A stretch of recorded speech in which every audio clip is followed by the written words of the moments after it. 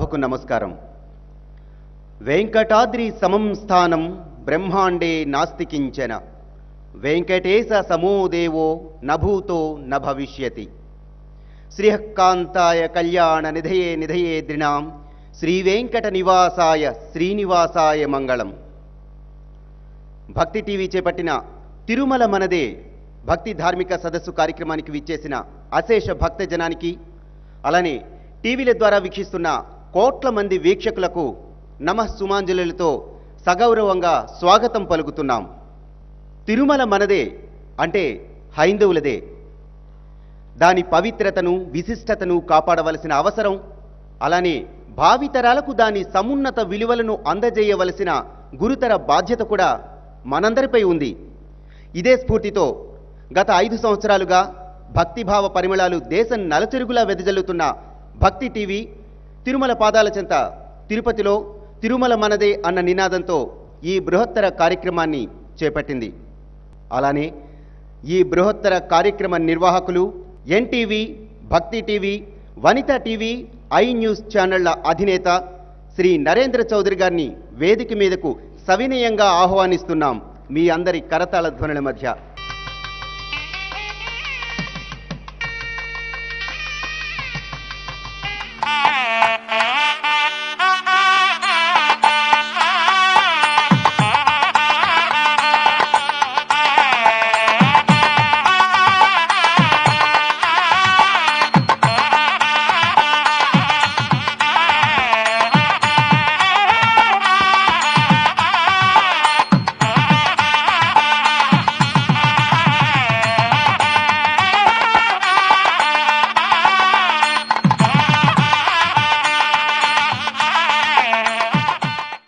ఆధ్యాత్మిక వేత్తలకు ప్రముఖులకు మా సాగర స్వాగతం.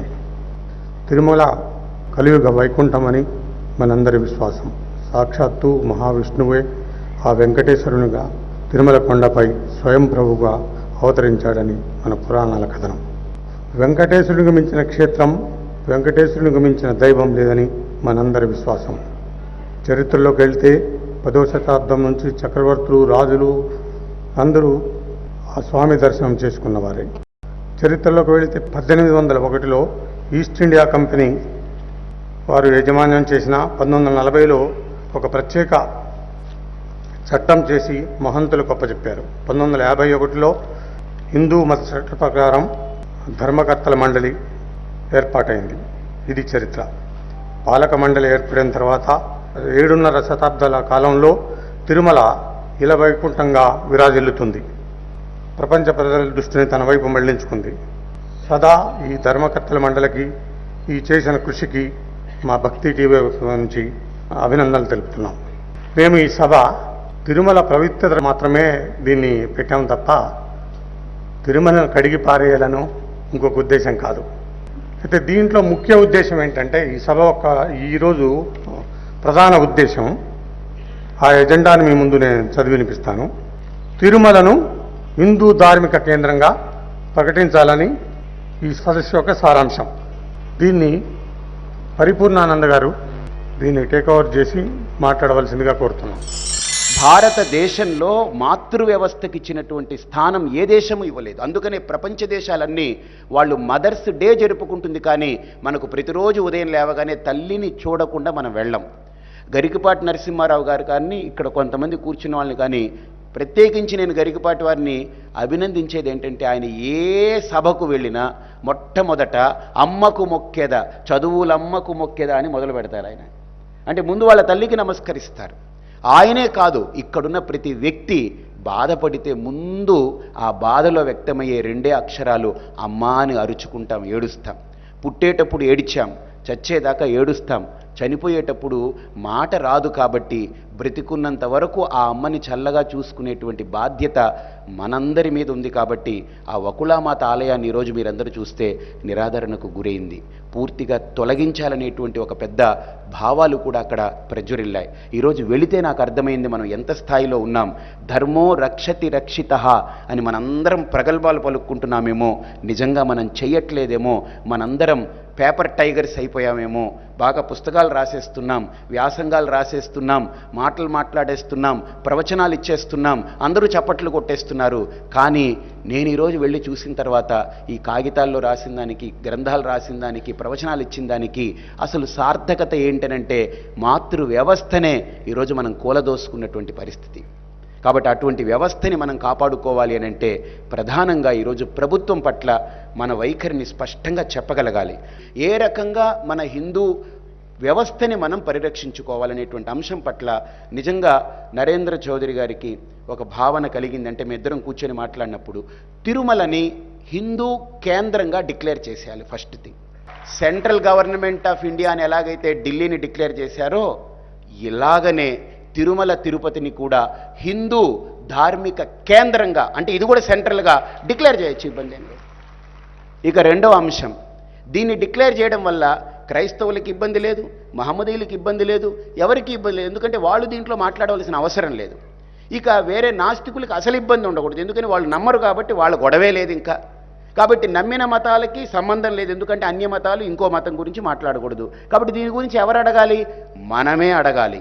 మనందరం అడగాలనే ఇగో ఈ వేదిక రూపుదిద్దుకుంది. దానివల్ల ప్రయోజనాలు ఏమిటి అని మీరు అడగొచ్చు. ఏమిటి ఇప్పుడు కూడా అది ధార్మిక క్షేత్రం కదా అంటే బ్యానర్లో కూడా ఇందాక తిరుమల ధార్మిక క్షేత్రం అని అన్నారు. క్షేత్రమే కదా, కేంద్రానికి క్షేత్రానికి తేడా ఏంటనంటే ప్రతిదీ క్షేత్రమే. అన్నవరం క్షేత్రమే, శ్రీశైలం క్షేత్రమే, ఈ దుర్గా మల్లేశ్వర స్వామి క్షేత్రమే. ఈ భారతదేశంలో అన్ని క్షేత్రాలే.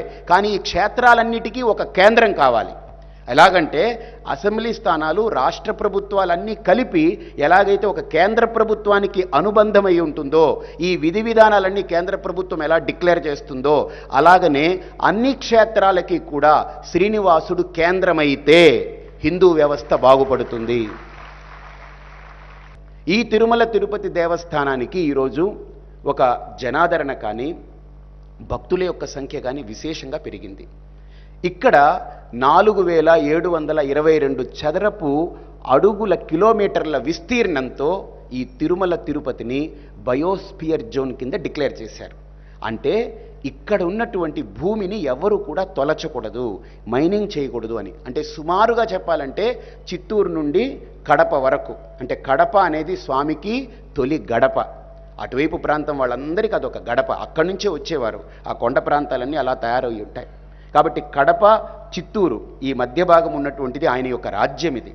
కాబట్టి ఆయన ఇక్కడ ఉన్నారు కాబట్టి ఈ రాజ్య పరిధిలో ఎవరూ కూడా వాళ్ళ స్వలాభం కోసమో స్వార్థం కోసమో వాళ్ళ ప్రయోజనం కోసమో కొండల్ని తొలచకూడదు అనేటువంటి కట్టుదిట్టమైనటువంటి ఒక చట్టం ఉంది.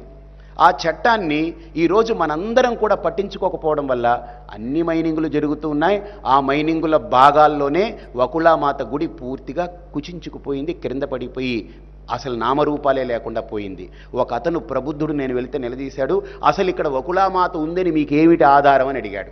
ఎందుకనంటే అక్కడ పక్కనే ఒక చర్చి వాళ్ళు తయారైపోయారు. అక్కడ వాళ్ళు తాలూకా వ్యక్తిని పంపారు. నన్ను నిలదీస్తే అసలు నువ్వు ఈ స్థలంలో ఉన్నట్టుగా ప్రమాణం ఏమిటి, నువ్వు ఈ దేశస్థుడని ప్రమాణం ఏమిటి అని అడిగా నేను. కాబట్టి ప్రమాణాలు మన దగ్గర వాళ్ళు అడగవలసిన అవసరం లేదు, మనం వాళ్ళకి సమాధానాలు చెప్పవలసిన అవసరం అంతకంటే లేదు. ఆ దౌర్భాగ్య పరిస్థితిలో మనం లేం. అది వకుళామాత స్థానం, వకుళామాత క్షేత్రం. అక్కడ ఆవిడ బాగుంటే ఇక్కడ కొడుకు బాగుంటాడు, తల్లి కొడుకులు ఇద్దరూ బాగుంటే మనందరం బాగుంటాం.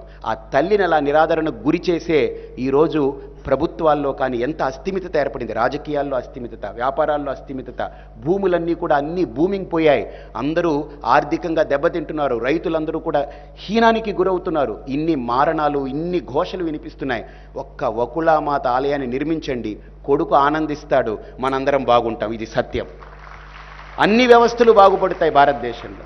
కాబట్టి ఆ తల్లి బాధపడుతుంటే కొడుకు ఆనందంగా ఉండడానికి మీరు పులిహారలు పెట్టినా, లడ్డూలు పెట్టినా, పరమాన్నం పెట్టినా ఆయన చేత్కరిస్తాడు. ఆయన ఖచ్చితం. తన తల్లి బాధపడుతూ ఉంటే, తన తల్లికి స్థానం లేకపోతే, తన ఓడిపోతే ఆ గుడి ఎందుకండి మనకు?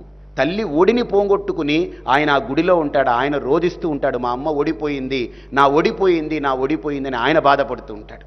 కాబట్టి ఈరోజు మనందరం కూడా డిఫెన్స్లో పడిపోతున్నాం. ఒక హిందువుగా చెప్పుకునే దానికి కూడా భయపడిపోతున్నాం. భయపడకూడదు. హిందూ అని హిందూ దేశంలో ఇక్కడ చెప్పుకోకపోతే మీరు దుబాయ్కి వెళ్ళి చెప్పుకుంటారా?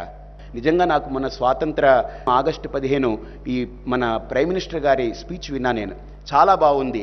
ఆఖరిన ఆయన ఒక్క మాట అన్నారు, దానికి నేను కూడా ఆ టీవీ ముందు లేచి సెల్యూట్ చేశాను. జై హింద్ అన్నాడు ఆయన. Hats off. ఇప్పటికీ మన సంస్కృతి అది. నేను కూడా లేచి టీవీ ముందు సెల్యూట్ చేశాను. కాబట్టి ఒక ప్రధానమంత్రి కానీ, ఒక ప్రెసిడెంట్ కానీ, లేకపోతే ముఖ్యమంత్రులు కానీ, నాయకులు కానీ, పాలకులు కానీ, అధికార యంత్రాంగం కానీ, ప్రజలు కానీ, భక్తులు కానీ, సేవకులు కానీ అందరూ కూడా గొంతు చించుకుని అరిచేది భారతదేశంలో జై హింద్ అని. అంటే ఇది హిందూ దేశం, హిందూ స్థానం ఇది. అక్కడ స్థానంలో మనం హిందువులమని చెప్పుకోలేకపోతే ఇంకెక్కడికి వెళ్ళి మనం చెప్పుకుంటాం? కాబట్టి మనం దౌర్భాగ్యంగా మనం ఫీల్ అవ్వకూడదు, హిందువులుగా మనం చెప్పుకోవాలి. అందుకోసరంగా ఈ హిందూ వ్యవస్థ ఒక పటిష్టమైనటువంటి ప్రణాళికాబద్ధంగా ఉండడానికి తిరుమల తిరుపతిని ఒక కేంద్రంగా, ధార్మిక కేంద్రంగా, హిందూ కేంద్రంగా ప్రకటించడంలో కొన్ని అంశాలు మనం లేవనెత్తచ్చు. దానివల్ల ఏంటంటే ప్రధానంగా ఈరోజు హిందూ వ్యవస్థకి ఒక ధార్మిక మండలి కావాలి. ఆ ధార్మిక మండలి ఎటువంటిది అయి ఉండాలి అంటే ఒక రిటైర్డ్ ఐఏఎస్ కానీ, ఒక రిటైర్డ్ ఐపీఎస్ కానీ, ఒక రిటైర్డ్ మెజిస్ట్రేట్ కానీ, ఒక పొలిటీషియన్ కానీ, ఇలాగ ప్రతి విభాగాల్లో హిందూ భావజాలము, హిందుత్వం పట్ల సరైన అవగాహన, హిందూ శాస్త్రాల పట్ల సరైనటువంటి భావుకత, హిందుత్వాన్ని పూర్తిగా పుణికిపుచ్చుకున్నటువంటి ఆ రూపాలు ఏవైతే ఉన్నాయో వాళ్ళందరూ కలిపి, సాధువులు, పండితులు వీళ్ళందరూ కలిపి ఒక ధార్మిక మండలి ఏర్పడితే ఆ మండలి ఈ గవర్నమెంట్ కానీ, అధికార యంత్రాంగం కానీ, పాలక యంత్రాంగం కానీ వీటికి సమాంతరంగా అది పనిచేస్తూ ఉంటుంది. ఎందుకంటే ప్రభుత్వం 5 ఏళ్ళు ఉంటుంది. ఇప్పుడు ఈవో గారు 2 ఏళ్ళు ఉంటారు, మళ్ళీ మారుతారు. మళ్ళీ ఇంకో ఈవో వస్తారు, 2 ఏళ్ళు ఉంటారు, మారుతారు. ప్రభుత్వం 5 ఏళ్ళు ఉంటుంది, మళ్ళీ వేరే ప్రభుత్వం రావచ్చు, ఈ ప్రభుత్వం కొనసాగొచ్చు. కాబట్టి ప్రభుత్వాలు కానీ, అధికారులు కానీ మారుతూ ఉంటారు. కానీ హిందూ ధార్మిక మండలికి ఒక శాశ్వత ప్రాతిపదిక ఉంటుంది.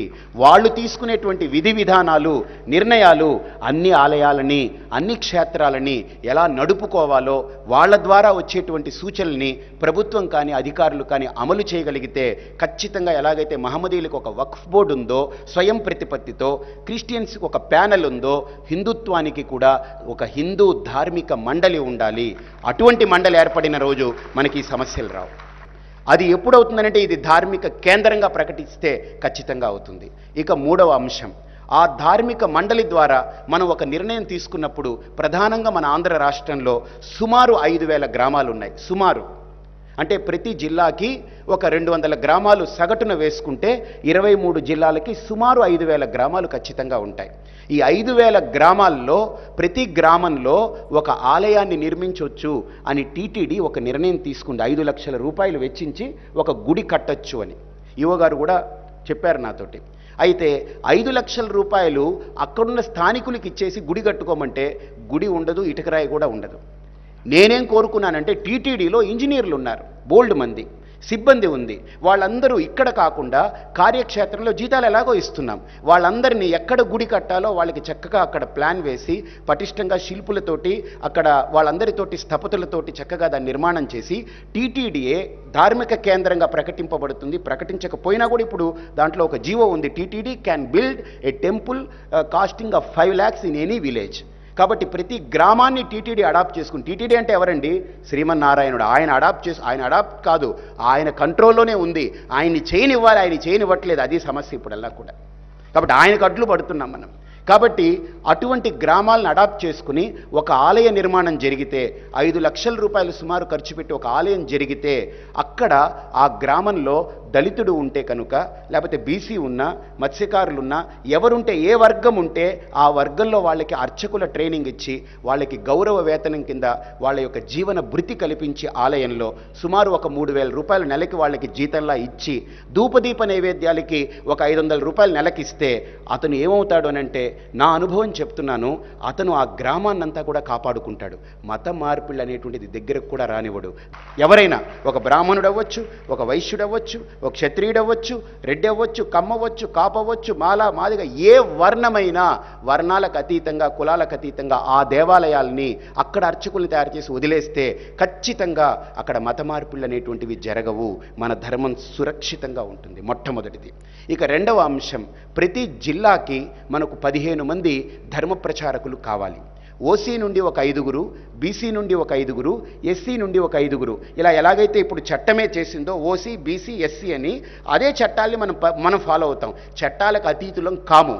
చట్టము తన పని తాను చేసుకుపోతుంది.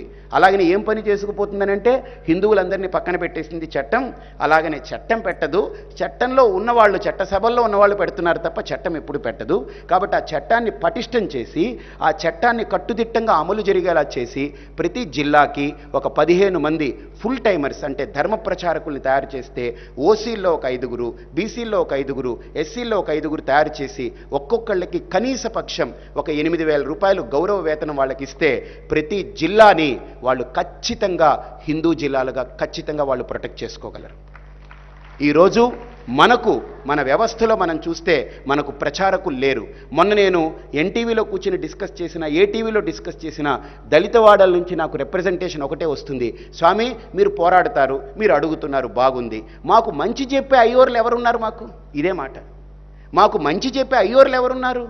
మాకు మంచి చెప్పేటువంటి స్వాములోర్లు ఎవరున్నారు? మాకు మంచి చెప్పే పండితులు ఎవరున్నారు? మాకు మంచిని చెప్పేటువంటి వ్యక్తులు ఎవరున్నారు? ఎవరు లేరు. కాబట్టి మాకు ప్రబోధకులు కావాలి.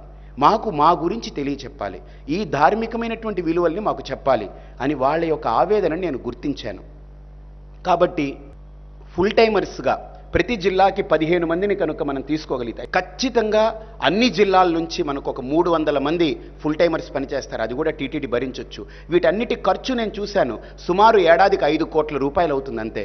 200 కోట్లు ధర్మ ప్రచారం చేయొచ్చని టీటీడీలో ఉంది. ఆ 200 కోట్లు నేను అడిగేది నాట్ ఈవెన్ 5% కూడా కాదు, 2% ఆర్ 1% ఎంతో పడుతుంది. 10% కూడా 5% అవుతుందేమో బహుశా. కాబట్టి 5 కోట్లు ఖర్చు పెట్టగలిగితే 300 మంది వీళ్ళు, 5,000 మంది అర్చకులు తయారయ్యి 5,000, 6,000 మంది హిందూ సైనికులు తయారవుతారు. చక్కటి విధానంతో హిందూ ధర్మం నిలబడుతుంది. ఇకపోతే ప్రధానంగా ఈ టీటీడీ పాలక మండలి కానీ, ఈవో కానీ, ఏ ఈవో గారు ఉన్నా, ఏ పాలక మండలి ఉన్నా వాళ్ళు 29 రోజులు స్వామికి సేవ చేస్తూ నెలలో ఒక్కరోజు ఈ తిరుమల తిరుపతికి పరిసర ప్రాంతాలు ఏవైతే ఉన్నాయో దళిత వాడలు 3 వాడలు ఎంచుకొని ఒక రోజు, నెలలో ఒకరోజు వాళ్ళు స్వయంగా పాదయాత్రగా వెళ్ళి అందరికీ స్వామి అక్షంతలు ఇచ్చి లడ్డూలు ఇస్తే వాళ్ళందరి మీద చక్కగా అనుగ్రహాన్ని వాళ్ళు అందించగలిగితే మా ఈవో గారు వచ్చారండి, మా చైర్మన్ గారు వచ్చారని వాళ్ళు ఎంత పొంగిపోతారంటే వెంకటేశ్వర స్వామిని ఎలా చూస్తారో మిమ్మల్ని కూడా అలా మదిలో పెట్టుకుని చూస్తారు. కాబట్టి నెలకి ఒక్కరోజు దళితవాడల్లో అలాగనే భజన వీటన్నిటితోటి కేంద్రాలతోటి వెళ్ళగలిగితే చక్కటి మీ అందరికీ కూడా ఒక మంచి వ్యూహం తయారవుతుంది.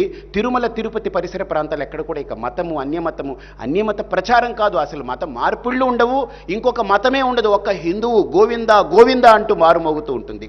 ఇక ప్రధానంగా మూడోది ఏంటంటే దళిత గోవిందం అనేది ప్రవేశపెట్టింది తిరుమల తిరుపతి. అంటే గోవిందుని దళితుని చేసేసాం, అయిపోయింది, దులుపుకున్నాం, చేతులు దులుపుకున్నాం. నేను వేసే ప్రశ్న, దళితుడు గోవిందుడు ఎప్పుడు అవుతాడు? గోవిందుణ్ణి దళితుణ్ణి చేయడం కంటే దళితుణ్ణి గోవిందుణ్ణి చేస్తే మన సంస్కృతి అది జీవో బ్రహ్మైవ నాపరహ అంటుంది, శ్లోకార్థేన ప్రవక్ష్యామి అని. కాబట్టి జీవుణ్ణి దేవుడిగా చేయాలి కానీ దేవుణ్ణి తీసుకొచ్చి జీవుణ్ణిగా చేయవలసినటువంటిది అగత్యం అక్కర్లేదు. నేను కోరుకున్న విజ్ఞప్తి ఏంటనంటే ప్రతి జిల్లాకి ఒక బస్సు నడిపితే ఒక బస్సుకి 58 మంది అంటే 60 మంది వస్తారు. అలాగే 23 జిల్లాలకి ప్రతిరోజు ఒక బస్సు నడిపి దళిత వాడల్లో, బడుగు బలహీన వర్గాలలో ఎవరైతే డబ్బు పెట్టుకోలేరో వాళ్ళకి ఉచితంగా బస్సు పెట్టి తిరుమలకు వాళ్ళని తీసుకొస్తే ప్రతిరోజు 2,000 మంది తిరుమలకు వస్తారు. నెలకు 60,000 మంది హిందువులు అవుతారు. ఏడాదికి 8 లక్షల మంది మన హిందువులుగా మిగులుతారు. ఇలాగ 10 సంవత్సరాలకు వెళితే 8 కోట్లు అయిపోతుంది. కోట్ల మంది హిందువుల్ని మనం ప్రొటెక్ట్ చేసుకోవచ్చు. మాజీ డీజీపీ అరవిందరావు గారిని తమ సందేశం అందించవలసిందిగా కోరుతున్నాను. మనం మొట్టమొదటి పొరపాటు ఏం చేస్తున్నామంటే, మనం మన దేశంలో చాలా మెజారిటీ కదా, మనకు ఏమి ఎలాంటి డోకా లేదు. మొన్ననే స్వామీజీతో ఇంకో రాజకీయ నాయకుడు మాట్లాడుతుండగా విన్నాను నేను. ఏమిటంటే, మనం చాలా మెజారిటీ కదండి, ఆఫ్టర్ ఆల్ మనం ఒక బస్సులో ఎక్కితే మనం 40 మంది ఉంటారు, పక్కన ఉన్నటువంటి 5 మందిని మనం చాలా బాగా చూసుకోవాలి కదా అని ఒక ఆయన అన్నాడు. అంటే మనం అంత అమాయకంగా ఉన్నాము. ఇప్పుడు ఈనాడు అన్ని విషయాలు ఏ విధంగా, అన్ని సమస్యలు ఎలాగైతే గ్లోబలైజ్ అయిపోయినాయో రిలీజన్ అనేటువంటిది కూడా గ్లోబలైజ్ అయిందండి. మన సిచ్యువేషన్ ఎలాగున్నదంటే రిలీజియస్ స్ట్రక్చర్ అనేటువంటిది మనకు లేదు. మిగతా దేశాల్లో ఒక వాటికన్ నుంచి ఒక చిన్న విలేజ్ వరకు, ప్రపంచంలో ఏ మారుమూల వరకు వాళ్ళకు ఒక స్ట్రక్చర్ ఉన్నది. అదేవిధంగా ఇంకో మతానికి ఉన్నది. మనకు ఏమి లేదు, అలాంటి స్ట్రక్చరే లేదు. మన గ్రామంలో ఉన్న పురోహితుడికి పరమాత్మకి మధ్యన ఎలాంటి స్ట్రక్చరు లేదు. దీనికి ఒక డైరెక్షన్ ఇచ్చేటువంటి మెకానిజం లేదు, ఏమీ లేదు. సో అట్లాంటి పరిస్థితిలో వీళ్ళని మల్టీనేషనల్ రిలీజన్స్ను మనం ఎదుర్కోవడానికి ఎలాగ ఎదుర్కోవాలి మనం? సో దాని గురించి మనము గంభీరంగా ఆలోచించాలి. తర్వాత సమాజంలో ఎలాంటి మార్పు వస్తున్నది, ఆ మార్పును కూడా స్వామీజీ సూచించారు. సమాజంలో వస్తున్నటువంటి మార్పును మనం సరిగా అవగాహన చేసుకొని దానికి అనుగుణంగా మన వ్యవస్థల్ని కానీ బలోపేతం చేయకుంటే ఆ సామాజిక మార్పు అనేటువంటిది మనల్ని కబళించి వేస్తుంది. ఆ కబళించి వేయబడ్డమే future shock. The inability to understand the social change, inability to cope with the social change, inability to protect our own institutions. That is called the future shock. అది మన సమాజంలో మనం ఎవరూ గమనించలేదు. మనకున్నటువంటి శాస్త్రాన్ని మన ప్రజల్లోకి తీసుకెళ్ళాలి, అందరికీ చెప్పాలి. అందరికీ చెప్పనందువల్లనే మనకి ఇది వచ్చింది. ఒక మంచి ప్రసిద్ధమైన శ్లోకం ఈరోజు మార్నింగే ఆలోచిస్తుంటే గుర్తొచ్చింది. తావద్ గర్జంతి శాస్త్రాణి జంబుక విపినేయథ న గర్జతి మహాశక్తి యావద్ వేదాంత కేసరి. మహా అరణ్యం ఉంది. అరణ్యం అంటే ఇదిగో ప్రపంచం అనేటువంటి అరణ్యం అనుకోండి. ఈ అరణ్యంలో అనేక నక్కలు అరుస్తున్నాయి. అనేక నక్కలు ఎంతసేపు అరుస్తాయి? ఈ వేదాంత కేసరి, ఈ వేదాంతం అనేటువంటి సింహం ఎంతవరకు అయితే జూలు విదిల్చుకొని నోరు తెరవదో అంతవరకు నక్కలు అరుస్తుంటాయి. అది ఒక్కసారి నగర్జతి మహాశక్తి యావత్ వేదాంత కేసరి. మన భారతీయ సంస్కృతి అనేది ఒక్కసారి జూలు విప్పి మన పండితులందరూ కూడా తమ యొక్క బాధ్యతను కూడా తెలుసుకొని ఇన్స్టిట్యూషన్స్ లైక్ టీటీడీ ఇప్పుడు ఈ శక్తిని మేలుకొల్పాల్సినటువంటి బాధ్యత, ఈ వేదాంత కేసరి మన భారతీయ సిద్ధాంతం అనేటువంటి ఈ సింహాన్ని మేలుకొల్పాల్సిన బాధ్యత, దానికి కొంచెం సుప్రభాతం పాడాల్సిన బాధ్యత మన టీటీడీ సుబ్రహ్మణ్యం గారికి ఉన్నది. ఆ పని చేయాలని కోరుతూ శ్రీ వెంకటేశ్వరుడు మనం ఇక్కడ శ్రీ పవిత్రమైనటువంటి సన్నిధిలో మనం మాట్లాడుకుంటున్నాం. వారు మనలో ఉన్నటువంటి నిర్వీర్యత తొలగించి, మనలో ఉన్న అజ్ఞానాన్ని తొలగించి మనల్ని కొంచెం కార్యశీలుగా చేయాలని ప్రార్థిస్తూ నేను సెలవు తీసుకుంటున్నాను. జై శ్రీమన్నారాయణ. తిరుమల మనదే అనే నానుడితో, ఒక పేరుతో ధార్మిక సదస్సుని నిర్వహిస్తూ ఉండేటటువంటి పెద్దలందరితోటి కొద్దిసేపు కలిసి ముచ్చటించే అవకాశాన్ని కలిగించినటువంటి భక్తి ఛానల్ వారికి ముందుగా మంగళాశాసనాలు చేస్తున్నాం. ఏదైనా దేశం బాగుండాలి, జాతి బాగుండాలి అనేది ప్రతి వాళ్ళు కోరుకుంటారు. అయితే దేశాన్ని, జాతిని బాగు చేయడానికి ప్రభుత్వాలు ఉంటాయి, శాసనం ఉంటుంది. అయితే శాసనం కానీ ప్రభుత్వం కానీ కొంతవరకే జాతిని, జనాన్ని కూడా నడిపించగలుగుతుంది. అందరినీ ఒక త్రాటి మీదకి తెచ్చి అందరిలోనూ ఒక మానసికమైనటువంటి కట్టుబాటుని, ఒక మానసికమైనటువంటి నియంత్రణని కలిగించగలిగినటువంటిది దైవం. అలాంటి దైవానికి నిలయం ఆలయం. అందుకే మన సమాజంలో ఆలయాల్ని చక్కగా పోషించేటటువంటి వ్యవస్థను ఏర్పాటు చేసి శాసనానికి తక్కువ ప్రాధాన్యాన్ని, మనిషికి స్వయం నియంత్రణ సామర్థ్యాన్ని పెంచడానికి వీలుగా ఆలయాల్లో ఉండేటువంటి వ్యవస్థని కట్టుదిట్టం చేసే ఏర్పాట్లు మన పెద్దవాళ్ళు చేశారు. ఆలయాల్లోకెల్లా మూర్ధన్యమైనది, ప్రపంచంలో ఉండేటటువంటి వాళ్ళందరికీ కూడా అత్యధిక శాతానికి ఆరాధనీయము అయినటువంటిది క్షేత్రం, తిరుమల క్షేత్రం. శ్రీ శ్రీనివాసుడి యొక్క దివ్యమైనటువంటి సన్నిధానం. ఈ క్షేత్రంలో సరి అయినటువంటి వ్యవస్థ ఏర్పడడం ద్వారా ఇది ప్రపంచానికంతటికీ ధార్మికమైనటువంటి దిశానిర్దేశాన్ని చేసేటటువంటి అవకాశం ఉంది. దీన్ని ఎంతో కాలంగా ఆదర్శంగా తీసుకుని తద్వారా తమ తమ వ్యవస్థల్ని నిర్మించుకునేటటువంటి వాళ్ళు ఎందరో ఉన్నారు. అయితే ఈవేళ అలాంటి తిరుమల క్షేత్రాన్ని గురించినటువంటి ఆలోచనని సమాజ హితాన్ని కోరేటటువంటి వారందరూ చేసేటటువంటి స్థితి ఏర్పడింది. అక్కడ ఉండేటువంటి వ్యవస్థ కనుక బాగున్నట్టయితే అది దేశాన్నంతటినీ బాగు చేస్తుంది, జాతినంతటినీ బాగు చేస్తుంది. అక్కడ ఏదైనా లోపం జరిగితే అది అందరికీ కూడా ఉపద్రవకరంగా ఉంటుంది.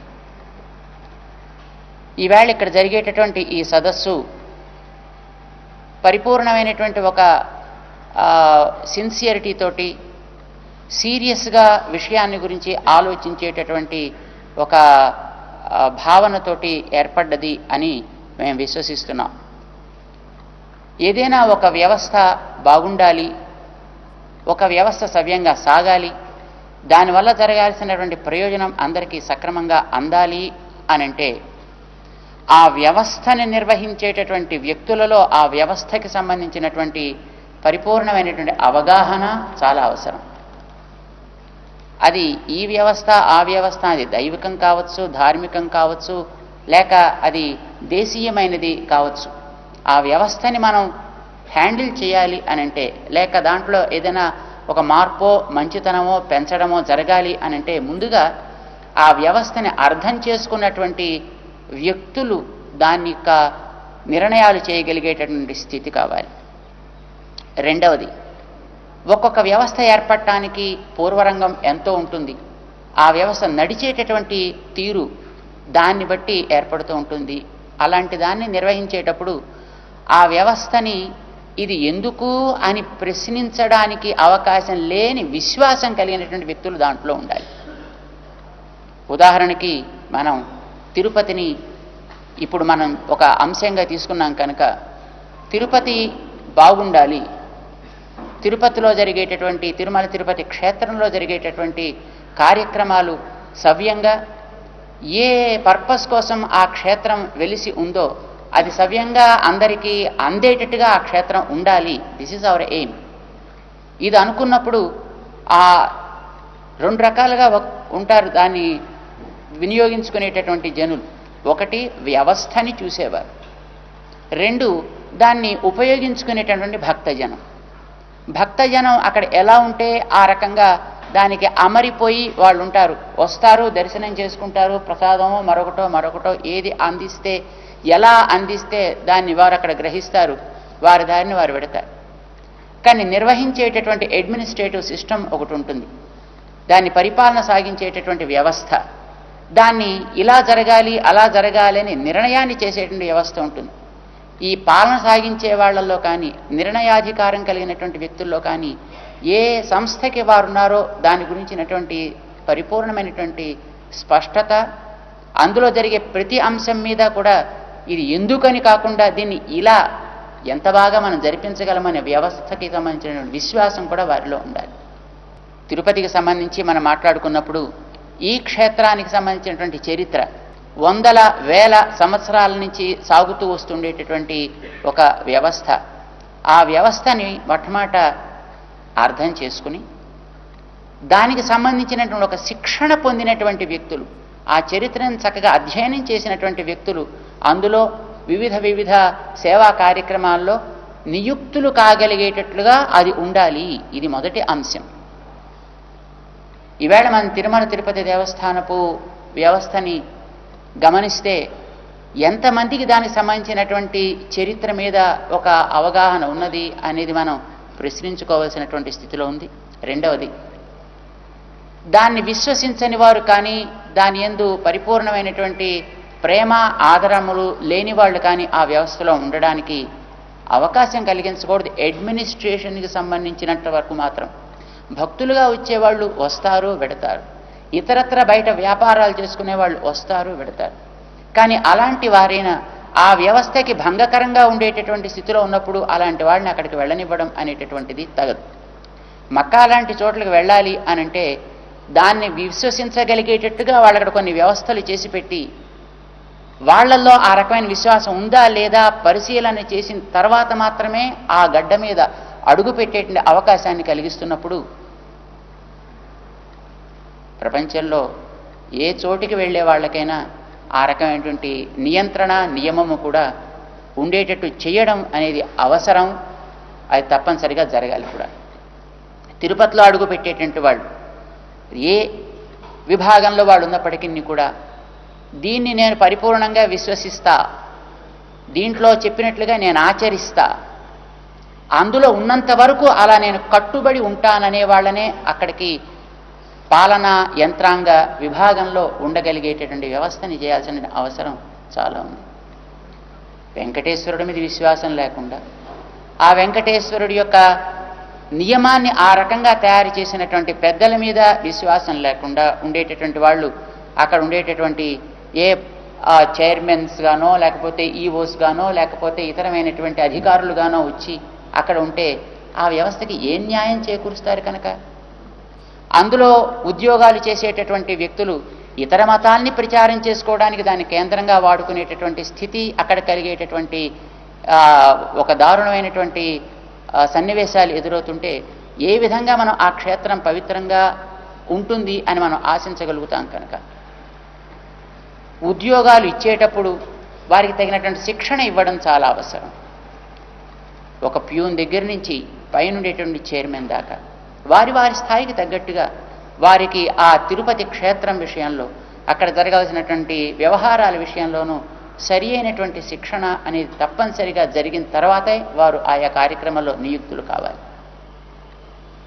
ఇతర విశ్వాసాలు కలిగినటువంటి వారు దాంట్లో చేయపెట్టేటువంటి అవకాశాన్ని ఇవ్వడానికి వీల్లేదు.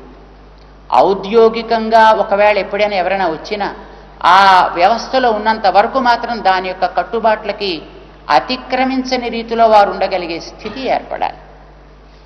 ఇది జరిగినప్పుడు మాత్రమే ఆ క్షేత్రపు పవిత్రతని మనం కాపాడుకున్న వాళ్ళం అవుతాం. దాని పవిత్రతను పాడు చేసుకుంటే వెంకటేశ్వరుడికి నష్టం కాదు, కానీ అక్కడ జరిగేటటువంటి ఆ లోపాల ప్రభావం చేత సమాజం నష్టపోతుంది. ఈ దేశానికి తద్వారా ప్రపంచానికి కూడా నష్టం వాటిల్లుతుంది. ఇవాళ మనం చూస్తున్నాం మన దేశంలో ఎన్నో రకాలైనటువంటి అరాచకాలు జరగడం.